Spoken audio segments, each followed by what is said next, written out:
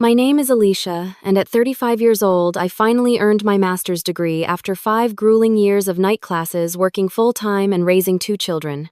I should have been proud standing on that stage, but all I could see were 5 empty seats in the audience reserved for the family who never showed. I clutched my diploma, surrounded by celebrating graduates, yet completely alone. My achievement meant everything to me, but apparently nothing to them.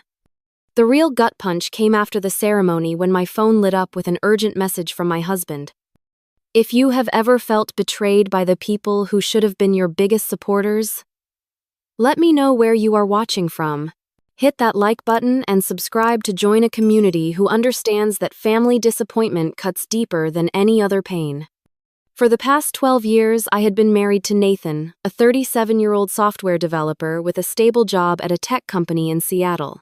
Together, we had 2 children: Ethan, our 14-year-old son who was going through that typical teenage phase of finding his parents embarrassing, and Sophia, our bright 11-year-old daughter who was becoming increasingly interested in her social life.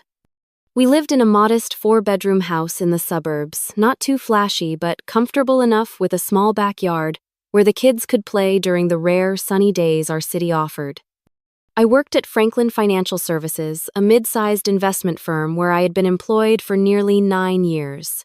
My job as a financial analyst was demanding, often requiring 50-plus hours per week, especially during tax season or when major clients needed reports.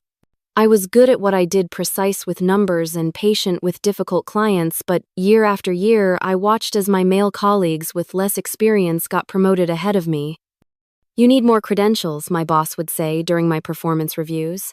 "A bachelor's degree in finance is great, but everyone has that. If you want to move up to senior management, you need a master's." After the 3rd time being passed over for promotion, I made up my mind. I would get that master's degree in business administration no matter what it took. The university across town offered evening classes designed for working professionals. It would take 5 years of part-time study, but I figured it was worth the investment in my future. What I did not fully anticipate was how punishing the schedule would be. I would wake up at 5:30 a.m. to prepare breakfast for the family and pack lunches for the kids. Then I would work a full-day rush to class 3 evenings a week from 6 to 9 p.m. and come home exhausted to find dishes in the sink and homework that still needed checking. On the weekends, instead of relaxing, I would lock myself in our home office for hours to complete assignments, while Nathan took the kids to soccer games or birthday parties. "Mom is always studying," I once overheard Ethan complain to his father. "She never has time for us anymore." Those words stung, but I tried to rationalize it. This was temporary. This was for our future. Once I had my degree and the promotion that would follow, we would have more financial stability.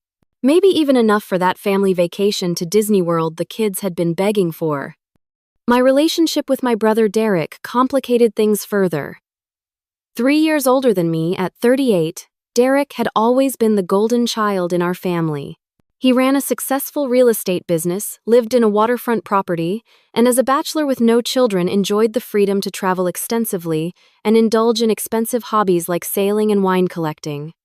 Our parents, who lived 2 states away in California, never tried to hide their preference for him.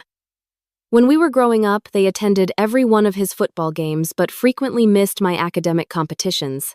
As adults, they would drop everything to help Derek renovate his kitchen but would find excuses when I needed someone to watch the kids during my final exams.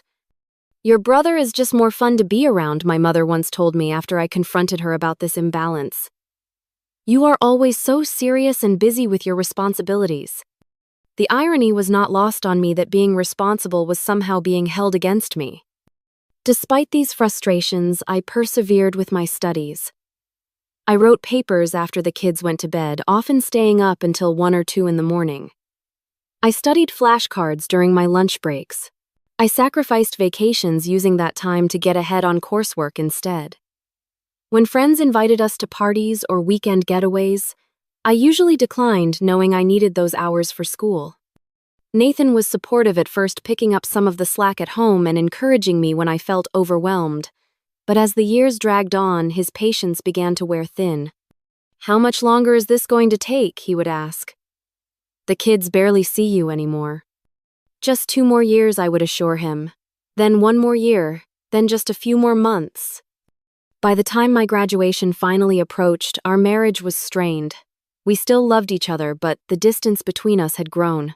Nathan had developed his own routines and social circles, often taking the kids to community events or to visit his parents without me. I had missed so many family dinners, school performances, and weekend outings that it had become normal for them to function without me. Which is why the graduation ceremony meant so much to me. It was not just about the degree or the career advancement opportunities it would bring. It was a chance to show my family, especially my children, that all those sacrifices had been for something meaningful. I wanted them to see me walk across that stage, to feel proud of their mother, to understand that women could pursue education at any stage of life. I wanted that moment of recognition, that collective celebration that would make the past 5 years of exhaustion worthwhile.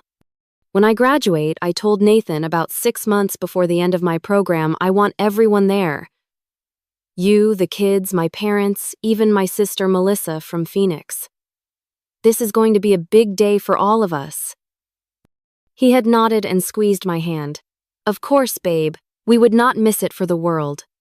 How hollow those words would eventually sound. 6 months before my graduation ceremony, I began planning meticulously for what I envisioned would be one of the most important days of my life. The university had sent an email with all the details, including the limited number of guest tickets each graduate would receive. I immediately requested the maximum allocation of 6 tickets, 1 each, for Nathan, Ethan, Sophia, my mom, my dad, and my sister Melissa. I called my parents in California to give them the date, which they dutifully wrote down on their calendar. We will try our best to make it, sweetie, my mother said, in a tone that suggested she was already considering what might be more important. Still, I remained optimistic. This was my graduation after all. Surely they would prioritize it. Next, I reached out to Melissa, who lived in Phoenix with her husband and 3 children. Unlike our parents, she seemed genuinely excited for me. I am so proud of you, sis, she said. Working full-time, raising kids, and getting a master's degree, you are superwoman. I will book my flight next week. With family attendance seemingly secured, I turned my attention to the celebration afterward. I researched restaurants near the university and found a highly rated Italian place called Bellissimo that could accommodate our party of 8. It was expensive, nearly $300 for the reservation, but this was a once-in-a-lifetime occasion. I put down the deposit without hesitation.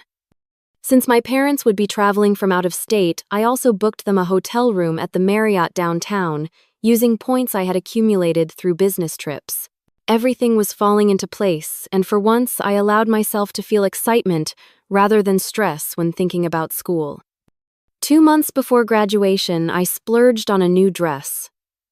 A sophisticated navy blue sheath with subtle lace detailing that would look appropriate under my graduation gown, but beautiful for the dinner afterward. I scheduled appointments for hair, makeup, and a manicure on the morning of the ceremony.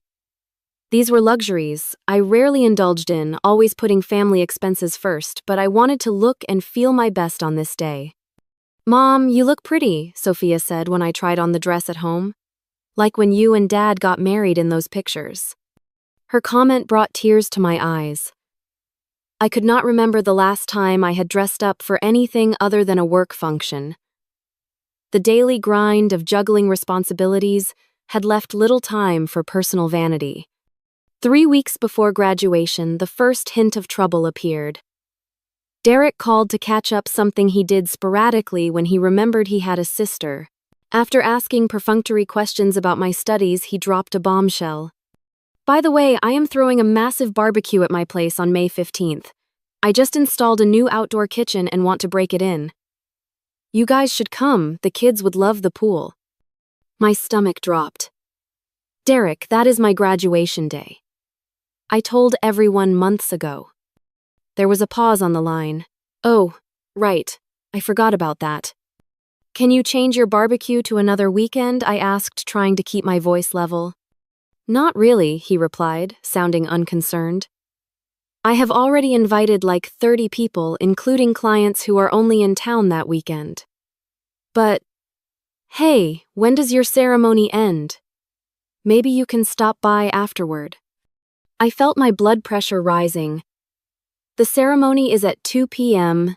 and will probably go until 5. Then we have dinner reservations. But that is not the point. My family is supposed to be at my graduation.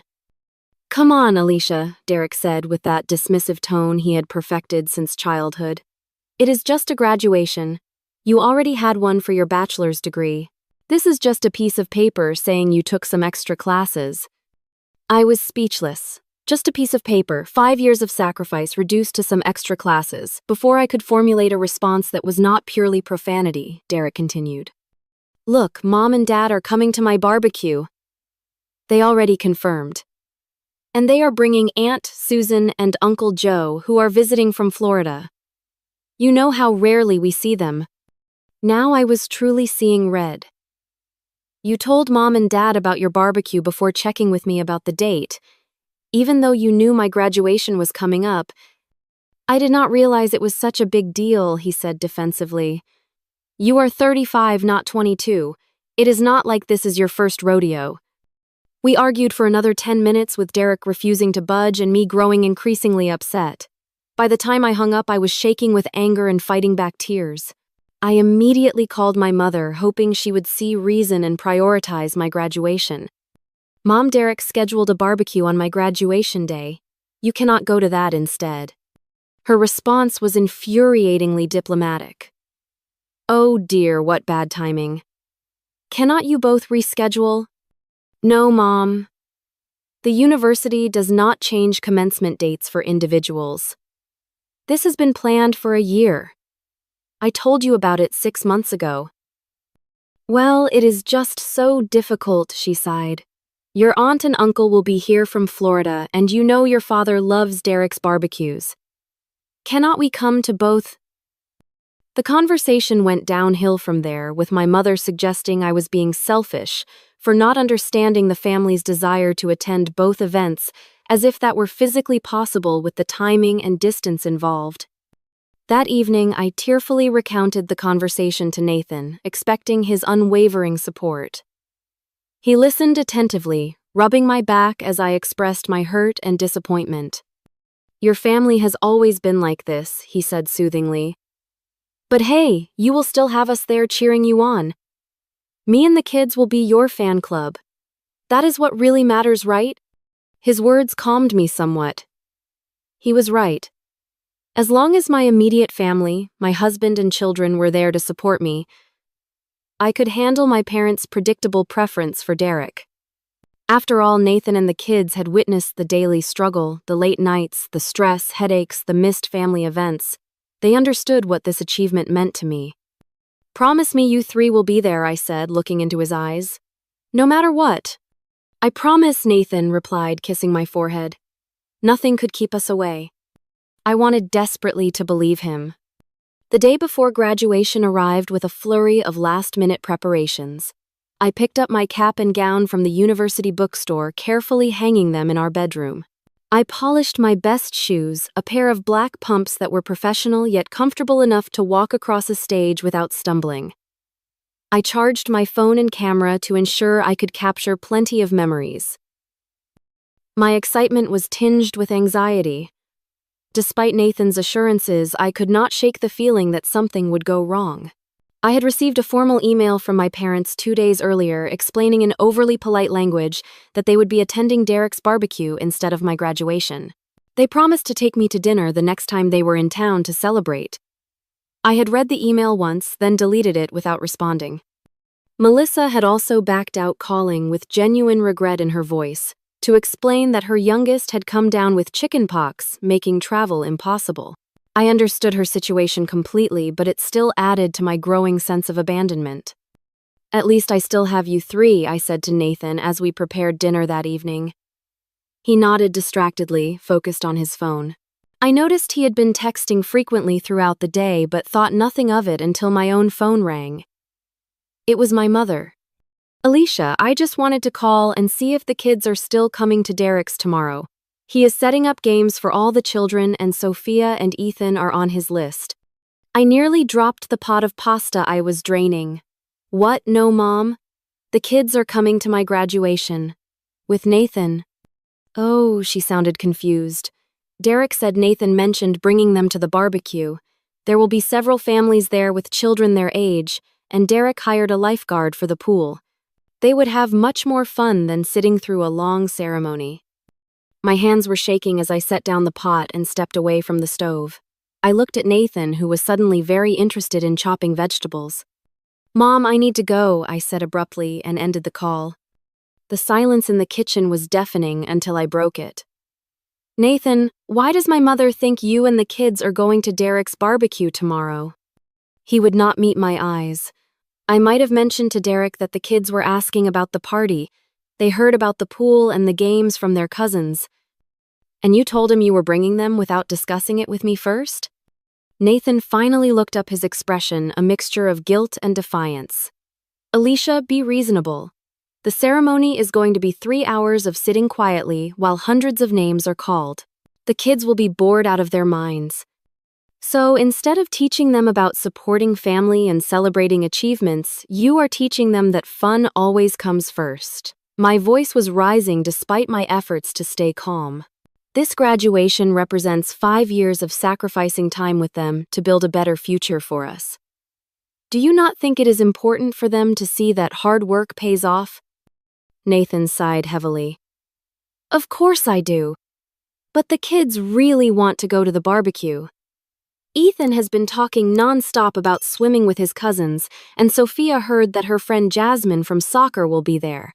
Derek invited her whole family.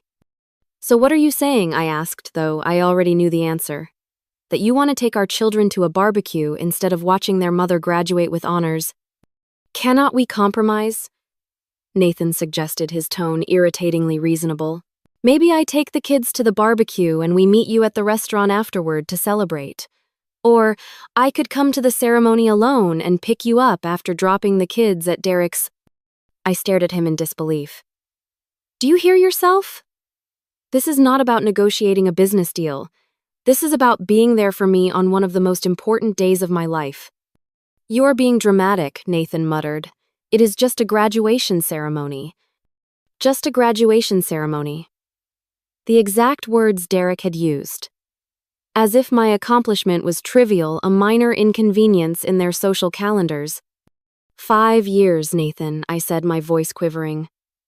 5 years of missing bedtimes, of studying until 2 a.m., of using every vacation day for exams instead of family trips.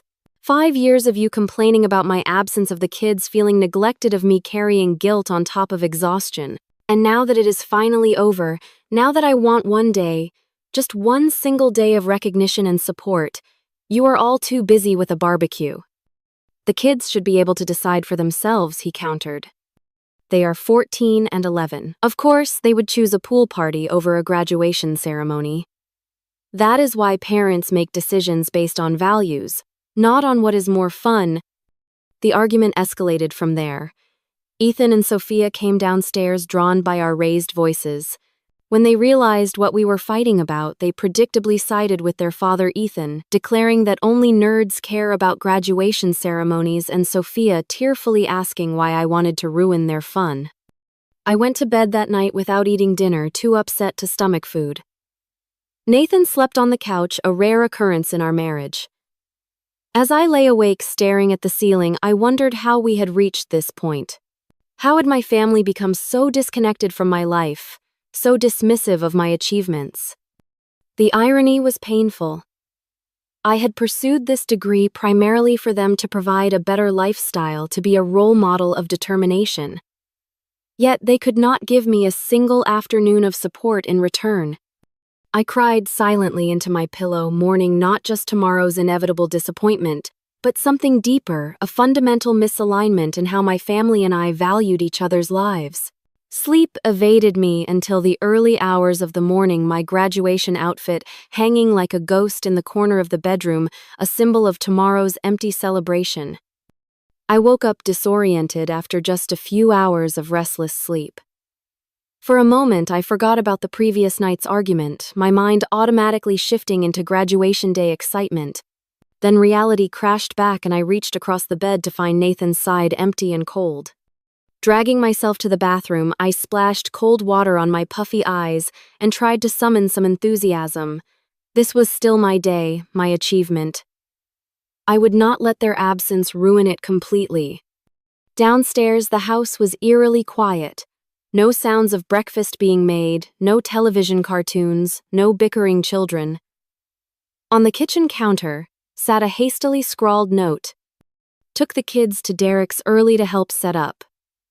We'll try to make it back for your ceremony. Congratulations. Nathan. The note felt like a physical blow. Not even a proper goodbye, just an afterthought. I crumpled it and threw it in the trash, then made myself a cup of coffee with trembling hands. The clock read 9:30 a.m. My hair appointment was at 10, followed by makeup at 11. The ceremony began at 2 p.m. with graduates required to arrive by 1 for lineup and instructions. Despite the hollow feeling in my chest, I forced myself to follow the day's schedule. The hairstylist commented on my subdued mood but professionally avoided prying when I did not engage in the usual salon chit-chat. The makeup artist did her best to conceal my swollen eyes and pale complexion, creating a polished look that contrasted sharply with my inner turmoil. Back home, I carefully put on my new dress, straightened the cap on my newly styled hair, and adjusted the gown's zipper. I took a selfie in the full-length mirror, trying to smile, trying to feel something beyond the hurt. I posted it to social media with a caption about achieving goals and tagged my family members out of habit, or perhaps spite. The congratulatory comments began immediately. Coworkers, distant relatives, old high school friends, all expressing pride and excitement. Everyone except those who mattered most. I texted Nathan before leaving the house. I am heading to the ceremony now. Are you still planning to come? 3 dots appeared, disappeared, then reappeared. Finally, Ethan took a bad fall while running around the pool. Nothing serious, but lots of tears. Might be late. Save us seats if you can. I did not bother responding. Seats were assigned by graduate name with family seating general admission. There were no seats to save. Nathan knew this, had read the information packet I had left prominently on the kitchen counter for weeks. His message was just another flimsy excuse. Another way to soften the blow of their impending absence. The drive to the university was a blur. I parked in the crowded garage and made my way to the auditorium where graduates were gathering. Around me, fellow students greeted family members, posed for photos, received flowers and hugs. I kept my head down, focusing on finding my place in the alphabetical lineup. My phone buzzed with messages of encouragement from Linda, my closest work friend, and from Professor Jenkins, my favorite instructor who had written my recommendation letter for a senior analyst position I had applied for. Their words were kind but only emphasized the silence from my family. The graduates processed into the main hall to pomp and circumstance, an ocean of identical black gowns and square caps. From the stage, I scanned the audience irrationally, hoping to spot Nathan and the kids slipping in late. The ceremony began with speeches from the university president, the dean, and a successful alumna who spoke about perseverance and work-life balance, words that felt like they were directed specifically at me. When my department was called, I rose with my row and waited for my name. In those moments of anticipation, I made a decision. I would enjoy this moment for myself, not for anyone else. I had earned this. Alicia Marie Williams, Master of Business Administration with honors. I walked across the stage with my head high, shook the dean's hand, accepted my diploma case, and moved the tassel on my cap from right to left. There was polite applause, the same as for every other graduate. No distinctive cheers, no special whistles or calls of my name, just the anonymous recognition of strangers witnessing another stranger's milestone. After returning to my seat, I felt oddly calm. The hurt was still there, but it had crystallized into something harder, something that felt like resolve. I sat through the remainder of the ceremony in a detached state, clapping automatically for my fellow graduates, while my mind wandered to what would come next. How I would address this betrayal with my family. What it meant for my marriage, for my relationship with my children, for my sense of self-worth. When the ceremony ended, graduates flooded the lawn outside for the traditional cap tossing and photos.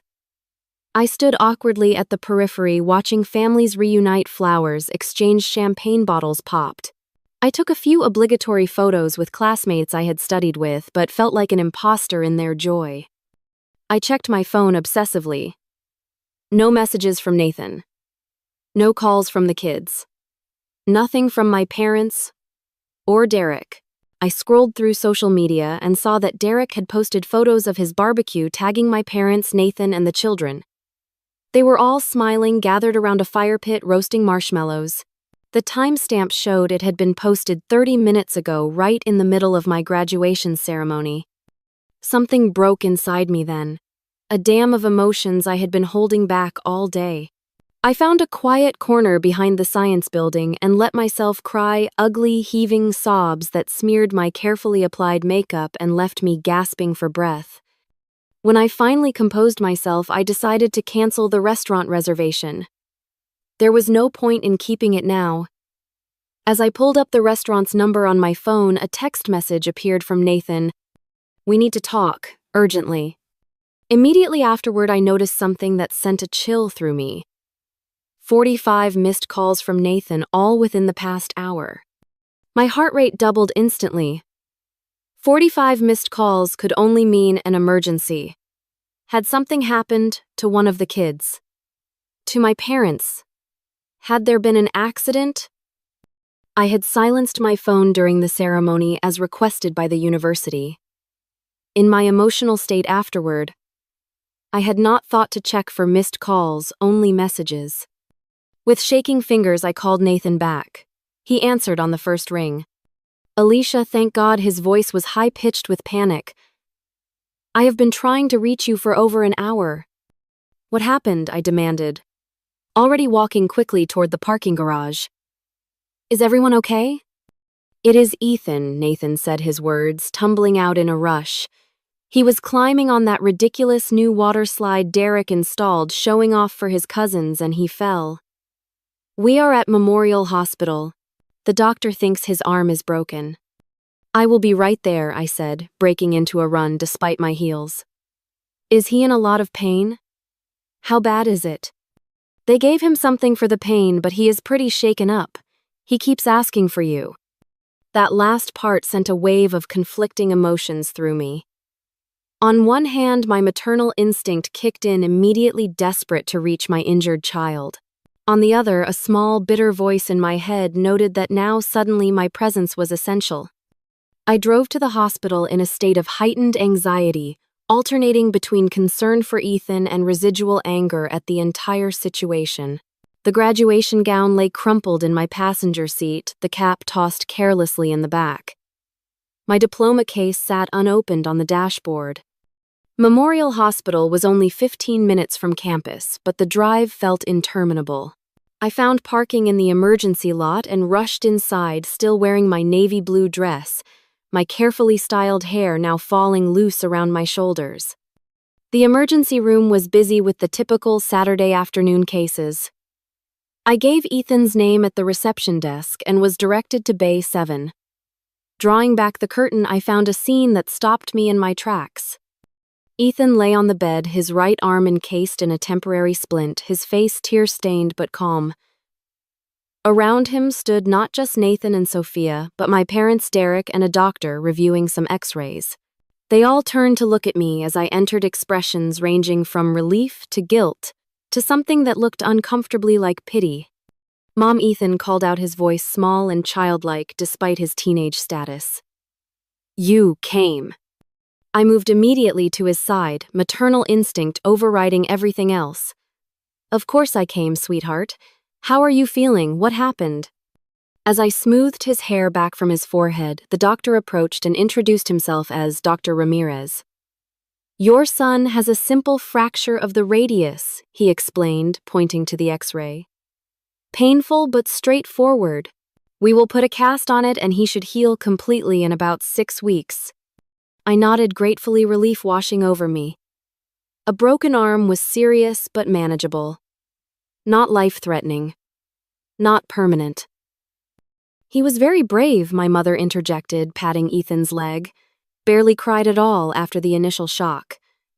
I acknowledged her with a tight smile but could not bring myself to engage further. The fact that they were all here gathered around my son when they could not be bothered to attend my graduation felt like salt in an open wound. Derek stepped forward, his expression contrite. Thank God you got here, sis. The little man has been asking for you nonstop. Something in his casual tone, the ease with which he acted as if this were just a normal family gathering rather than the culmination of a profound betrayal, snapped what remained of my composure. Thank God I got here, I repeated, my voice dangerously quiet. As opposed to where I was before graduating alone, while my entire family enjoyed a barbecue. An uncomfortable silence fell over the small space. Nathan shot me. A warning look silently pleading for me to not do this here. Not now. But 5 years of suppressed exhaustion, frustration, and hurt had reached a boiling point. I just spent the most important day of my professional life completely alone. I continued, my voice trembling but clear. No husband, no children, no parents, not even a single text message of congratulations, because a barbecue and a pool party were more important than 5 years of sacrifice and hard work. Alicia, my father began, his tone placating. This is hardly the time or place. When would be a better time, Dad? I asked, tears threatening again. When I am back to being invisible, when I am back to being the responsible one who never gets acknowledged, when I am back to putting everyone else first while none of you can spare a single afternoon for me. My mother looked genuinely confused. Honey, we did not realize it meant this much to you. It is just a ceremony. Just a ceremony, I repeated hollowly. Just like it is just a degree. Just an accomplishment. Just my life. Derek, clearly uncomfortable with the tension, attempted to deflect. Look, what matters now is that Ethan is going to be okay. This was an emergency situation. And if there had not been an emergency, I challenged him. Would any of you have regretted missing my graduation? Would you have even thought about me at all today? The silence that followed was answer enough. Nathan stepped forward, placing a hand on my arm. Alicia, you are upset and you have every right to be. But Ethan needs calm right now. We can discuss this later. I looked at my son, who was watching the adult drama unfold with wide, anxious eyes. Sophia stood beside him, chewing her lip nervously. They did not deserve to witness this, to be caught in the crossfire of adult resentments. You are right, I conceded, taking a deep breath. Ethan needs us to focus on him right now. I turned my attention fully to my son, asking him about the doctor's examination, making sure he understood what would happen next with the casting process. I kept my voice steady and reassuring, compartmentalizing my hurt as I had done countless times before. When the nurse came to take Ethan for casting, I volunteered to accompany him, needing a break from the suffocating presence of everyone else. As we walked down the hallway, Ethan leaning slightly against me, he spoke softly. I am sorry I missed your graduation, Mom. I really wanted to go to the party and Dad said it would be okay. I swallowed hard. It is not your fault, sweetie. Adults made those decisions, not you. But you are sad.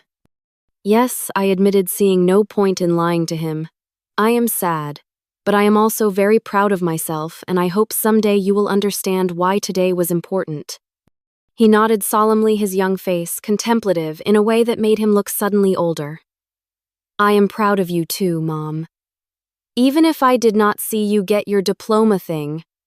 His simple words were the first genuine recognition I had received all day, and they meant more coming from him than they would have from anyone else. After Ethan's arm was properly cast, we returned to find the emergency room bay empty, except for Nathan, who explained that my parents and Derek had gone to get coffee in the cafeteria. Sophia had accompanied them, apparently more interested in the hospital vending machines than in her brother's medical procedure. The doctor says we can take him home, Nathan said, handing me the discharge paperwork. He has a prescription for pain medication that we need to fill. I nodded mechanically, still operating in mother mode, prioritizing Ethan's needs above everything else. I will take him home. You can pick up the prescription. Alicia Nathan began hesitantly about today. Not now, I cut him off. Not in front of Ethan. Just then, my phone rang. It was Linda, my coworker, who had promised to attend the graduation ceremony to support me.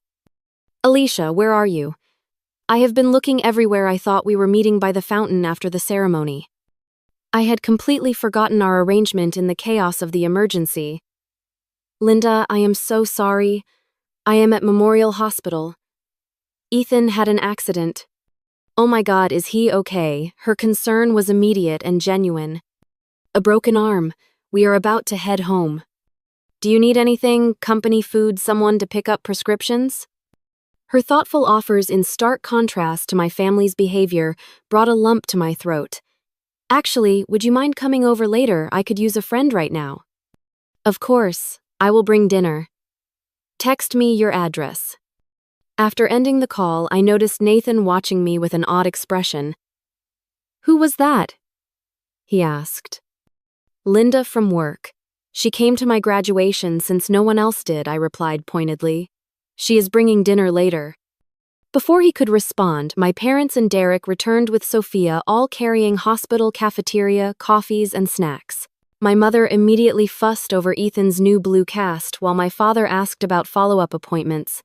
Derek hung back uncharacteristically subdued. We are taking Ethan home now, I announced to the group. He needs rest. We will come with you, my mother declared. You will need help with dinner and getting him settled. No, I said, firmly surprising even myself with the forcefulness of my response. Thank you, but no. Linda is bringing dinner, and I can manage my own son. The stunned silence that followed gave me a small vindictive satisfaction. But we came all this way, my father protested, and we were planning to stay until tomorrow. You can go back to Derek's, I suggested coolly. I am sure the barbecue is still going on. I need some space right now. Derek looked like he might object, but thought better of it. My mother appeared genuinely hurt, but for once I could not bring myself to accommodate her feelings at the expense of my own. We parted awkwardly in the hospital parking lot with promises to call tomorrow and check on Ethan. Nathan drove our car with Ethan carefully secured in the back seat, and Sophia, unusually quiet beside her brother. I stared out the passenger window, physically and emotionally exhausted. At home, I helped Ethan get comfortable on the living room couch with pillows propping up his arm and his favorite television show playing. Sophia retreated to her room, clearly sensing the tension between her parents. Nathan hovered uncertainly, waiting for the inevitable confrontation. I am going to change, I said, gesturing to my graduation outfit that I was still wearing. Then we need to talk. Upstairs, I peeled off the navy blue dress that should have been associated with triumph but now felt like a costume from a failed performance. I put on comfortable clothes, washed the smeared makeup from my face, and took several deep breaths before returning downstairs. Nathan was in the kitchen mechanically unpacking the prescription bag from the pharmacy. He looked up when I entered. Alicia, I know you are angry, he began. Angry does not begin to cover it, I replied, keeping my voice low so the kids would not hear. I feel betrayed, Nathan. By you most of all. He had the decency to look ashamed. I made a mistake. I thought the kids would have more fun at the barbecue, and I did not realize how important the ceremony was to you. How could you not realize I have been talking about it for months? I specifically asked you to promise you would be there, all of you. I know, and I am sorry. When Derek invited us, the kids got so excited and it seemed like a harmless compromise at the time. A compromise implies both parties agree, I said bitterly. You made a unilateral decision to prioritize fun over supporting me. Nathan leaned against the counter, running a hand through his hair. You are right, I screwed up badly. But does one mistake erase 12 years of marriage? 5 years of me supporting you through your degree? Supporting me, I repeated incredulously. You complained constantly about my absence. You made me feel guilty for studying. You took the kids to events without even trying to include me. And then on the one day I needed you to show up for me, you chose my brother's party instead. That is not fair, he protested. I have been juggling work and childcare and house maintenance while you were in class 3 nights a week. I have been supportive in ways you do not even see. And I have been working full-time while studying nights and weekends for 5 years to build a better future for our family, I countered. We have both made sacrifices, Nathan. The difference is that I would never ever have missed an important milestone in your life. The truth of that statement hung between us. Nathan knew I was right. For all his complaints about my absence, I had always shown up for his important moments, rearranging my study schedule, missing classes if necessary. What do you want me to do? He asked finally. How do I fix this? I shook my head slowly. I do not know if you can fix it immediately. I need time to think about what this means for us, about whether I can trust you to value me and my accomplishments. Are you saying you want a separation? Alarm crept into his voice. No, I clarified. I am saying I need space to process what happened today. I am going to stay at the hotel I booked for my parents, just for a week. I need to clear my head. A week, Alicia, be reasonable. Ethan has a broken arm. He needs his mother.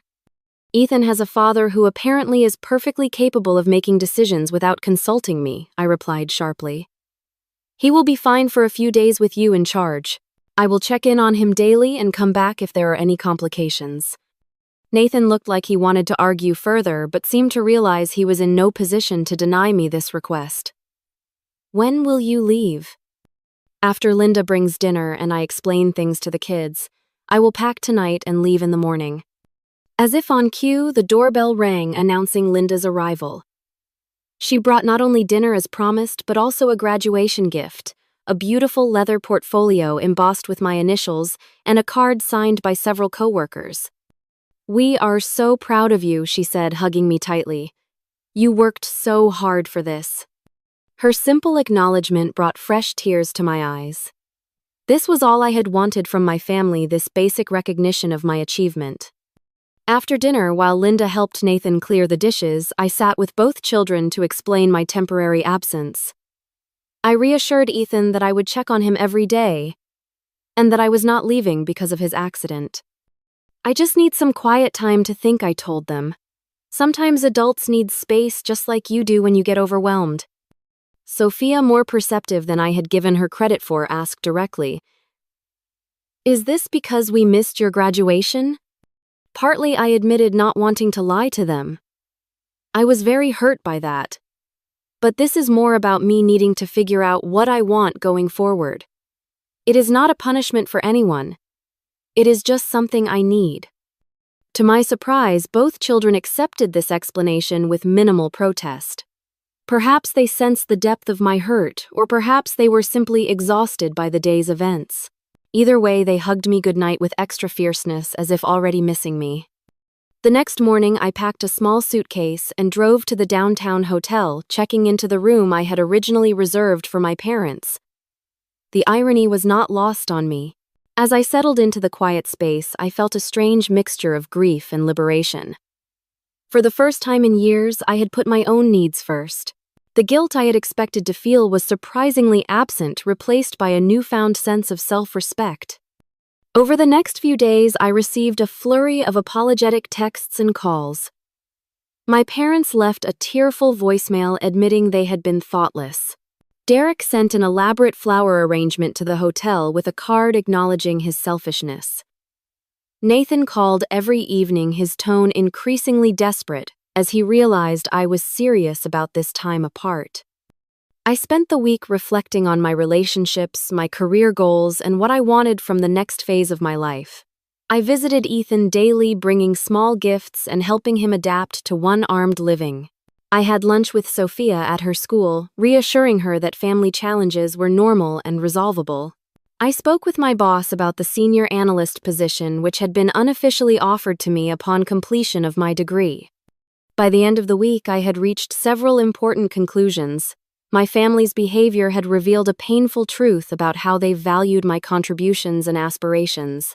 But it had also given me clarity about my own worth and the boundaries I needed to establish going forward.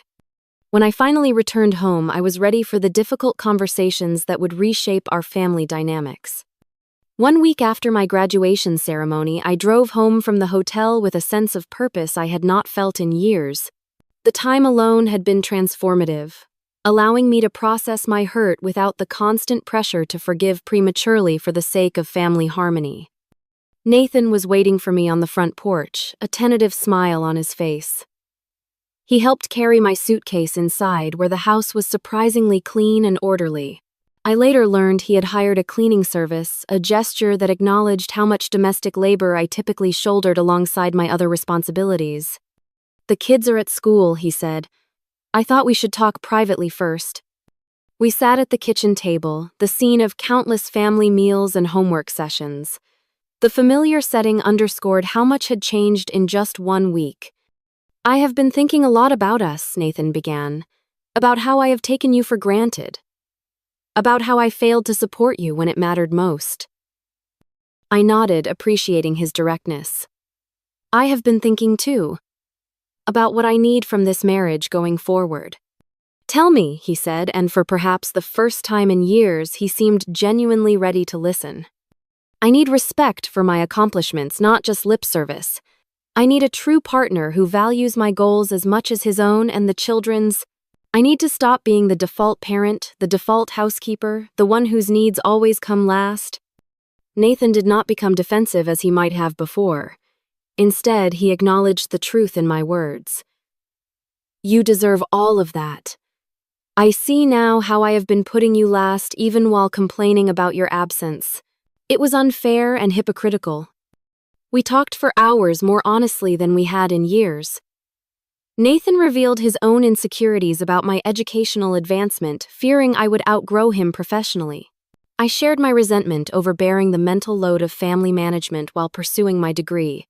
We discussed practical changes like hiring occasional help with housework and creating a fair division of parenting responsibilities. When the children returned from school, we had a family meeting. Ethan, his cast now decorated with colorful signatures from classmates, sat solemnly as we explained that we were working through some challenges, but were committed to being stronger as a family. "Does this mean you are staying, Mom?" Sophia asked, her voice small. "Yes," I assured her. "But it also means some things will be different.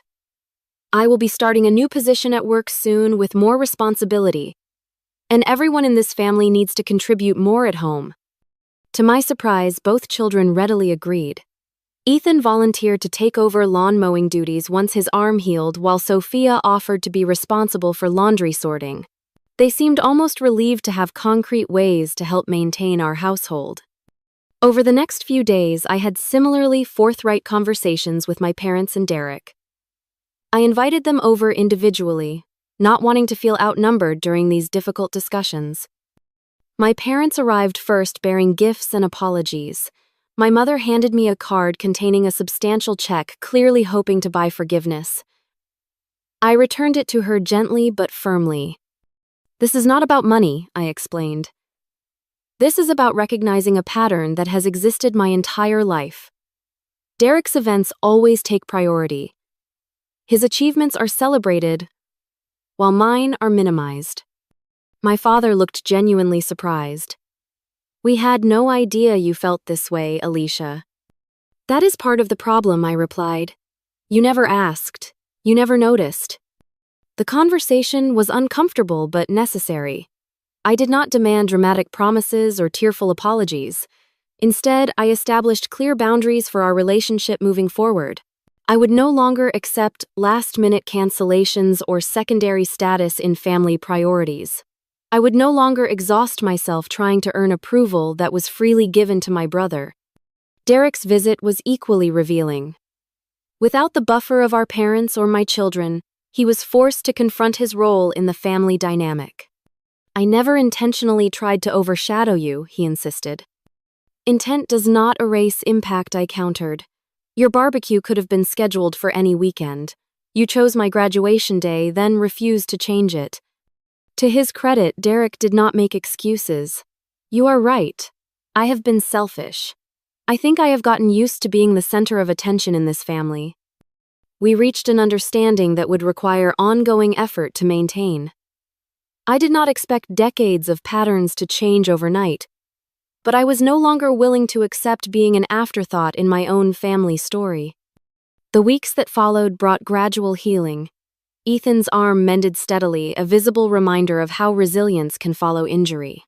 My promotion to senior analyst came through complete with a significant salary increase and a private office. The extra income allowed us to hire a weekly cleaning service, relieving some of the domestic burden that had contributed to my exhaustion. Nathan followed through on his promises, taking on more parenting responsibilities and making a point to celebrate my professional achievements publicly.